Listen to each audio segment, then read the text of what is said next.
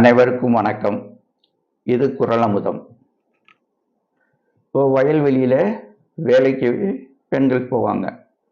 களை பறிக்க, நாற்று நட, அறுவடைக்காக இந்த மாதிரி போகும்போது தங்களோட குழந்தைகளையும் தங்களுக்கு தேவையான மதிய உணவையும் எடுத்துக்கொண்டு போவார்கள்.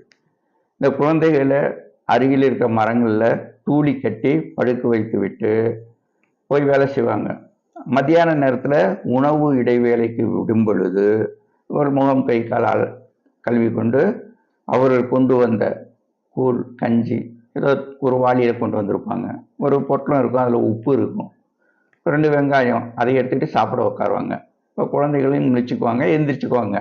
அவங்க கை கழுவுனாங்களா கழுவுலையா என்னங்கிறது தெரியாது.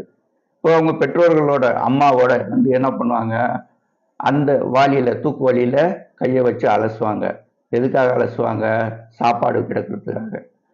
இப்போ அந்த சாப்பாடு கொடுக்கறதுக்காக, அந்த சாப்பாடு சாப்பிட்றதுக்காக அந்த குழந்தைகள் தங்கள் கைகளை வாளியில விட்டு அலசுறாங்க. அலசும் பொழுது அந்த கூழ் அமிழ்தமா மாறிடுது. அமிழ்தம் அப்படிங்கிறது ஒரு கற்பனையான விஷயமாகவே இருக்கலாம். சுவையின் உச்சம் அமிழ்தம்.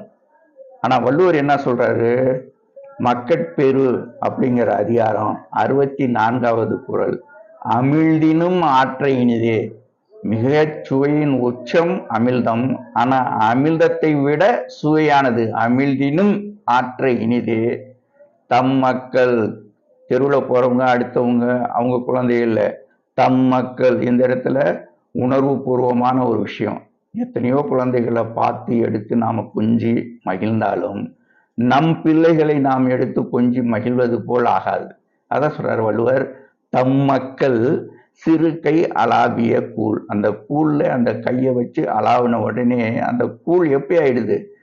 அமிழ்தத்தை விட சிறந்த சுவையுள்ளதாக மாறிடுது. அமிழ்தினும் ஆற்ற இனிதே தம் மக்கள் சிறு கை அலாவிய கூழ் அப்படின்னு வள்ளுவர் சொல்றாரு. மீண்டும் ஒரு குறளோடு சந்திப்போம்.